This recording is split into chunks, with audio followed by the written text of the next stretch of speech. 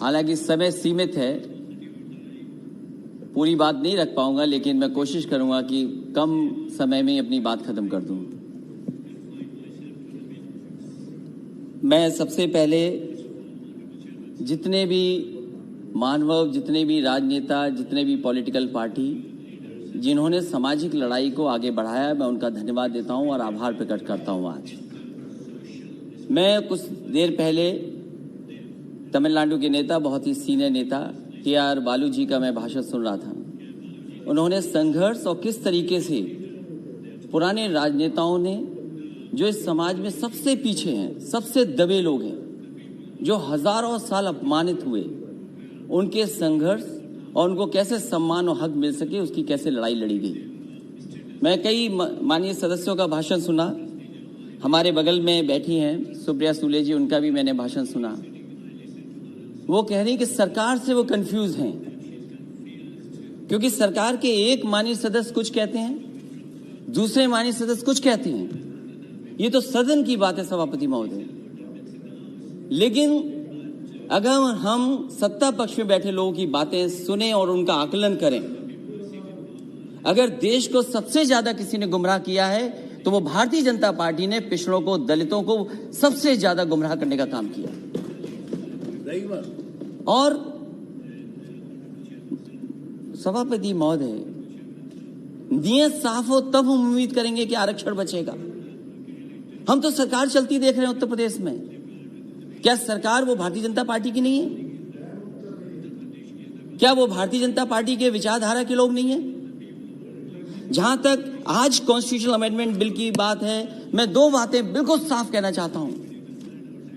हम सब स्वीकार कर रहे हैं, सदन के जितने भी सदस्य हैं, ये भी अच्छा है कि स्टेट्स को मौका मिल रहा है, वो अपने आप फैसला ले सकते हैं किन जातियों को ओबीसी में शामिल करना है। लेकिन क्या एक ही जगह पर जब तक आप 50% की कैप नहीं बढ़ाएंगे तो क्या ओबीसी को पूरा अच्छा मिल जाएगा? आप एक ही कमरे में न जाने कितने लोगों को बैठाना चाहते हैं। आप कहते हैं इसी सदन में, क्योंकि ये लोकसभा छोटी पड़ रही है, हमें एक सेंट्रल विस्ता बनाना पड़ेगा, क्योंकि बड़ा सदन बनाना है हमें, सब आराम से बैठ सके। तो आप अपनी सहूलियत के लिए तो बना रहे हैं सेंट्रल विस्ता, लेकिन आरक्षण जो सबसे मूल भावना रही मंडल कमीशन की, उससे खिलवाड़ कर रहे हैं। कौन नहीं चाहता जाति जनगणना हो? माननीय सभापति महोदय, हमसे बेहतर किसी ने नहीं देखा होगा कि जातियों में नफरत अगर कोई फैलाता है तो ये भारतीय जनता पार्टी के लोग जो नफरत फैलाते हैं। मुझे याद है चुनाव मत भूलिए, इन्होंने चेहरे आगे किए, इन्होंने चेहरे आगे किए कि ये ओबीसी मुख्यमंत्री होंगे, ये ओबीसी मुख्यमंत्री होंगे, ये ओबीसी मुख्यमंत्री होंगे। लेकिन जब मुख्यमंत्री बना तो कौन बना? ये हर जाति के अंदर नफरत फैला दी इन्होंने। इसलिए हमारी मांग है सभापति महोदय, जब इतना कॉन्स्टिट्यूशनल अमेंडमेंट बिल लाया गया है, तो जो सबसे पुरानी मांग रही है कि सब जातियों को गिन लिया जाए। आज भारत में सबसे बड़ा मुश्किल काम यह है कि हर जाति ये समझती है कि मैं आबादी में ज्यादा हूं। हर जाति को एक दूसरे से कंफ्यूजन पैदा किया हुआ है कि आप ज्यादा हैं जाति में, आपका हक छिन रहा है, आपको जो हक मिलना चाहिए वो नहीं मिल रहा है। तो सभापति मेरी मांग है, इस समय जब इतना बड़ा फैसला सरकार ले रही है और जब इनकी सरकारी पिछड़ों ने बनवाई है, तो जाति के आधार पर जो कास्ट सेंसस है, उसके जो आंकड़े हैं कम से कम जारी होने चाहिए, क्योंकि सरकार ने हजारों करोड़ रुपया खर्च किया है। ये हमारे समाज की सच्चाई है कि जाति की सीमा के अंदर ही हम रहकर के काम करते हैं, उस सीमा से बाहर नहीं निकल सकते। इसलिए जो सबसे बड़ी मांग हमारी है, एक तो आरक्षण की कैप बढ़ाई जाए, 50% से ऊपर किया जाए। वो सरकार स्वीकार करेगी कि नहीं करेगी? वहां के माननीय सदस्य जो पिछड़े और दलित बैठे हैं, वो शायद इस बात को मानते होंगे कि आरक्षण बढ़ना चाहिए, लेकिन अगर एक को पद मिल जाए, एक मंत्री बन जाए, 2 मंत्री बन जाए, शायद उससे पिछड़ों का भला नहीं होने वाला।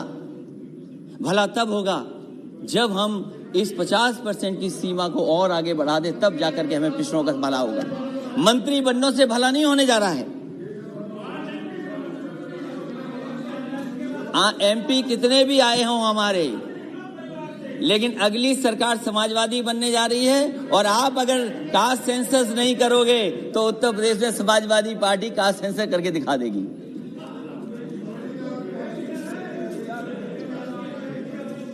और वो नारा जो सोशलिस्टों ने दिया सभापति महोदय, क्योंकि जब 50% से आगे की बात मैं कह रहा हूं तो वो नारा हमें याद करना चाहिए। सोशल लीडर्स ने दिया कि सोशलिस्टों ने बांधी गांठ, पिछड़े पावे 100 में 60। और ये सरकार न भूले, आपको पिछड़ों ने ही मौका दिया यहां बैठने का। जिस दिन पिछड़े हट जाएंगे और दलित हट जाएंगे, आपका पता नहीं लगेगा कि आप कहां पर हो। इसलिए सभापति महोदय, हमारी 2 ही मांगे हैं कम समय में। एक तो सीमा बढ़ाई जाए और दूसरा ओबीसी के कास्ट सेंसस के जो आंकड़े वो जारी किए हैं। बहुत बहुत धन्यवाद आपका। धन्यवाद धन्यवाद। सुरेश धनोरकर। कहने पर ही श्यामा प्रसाद मुखर्जी जी को उद्योग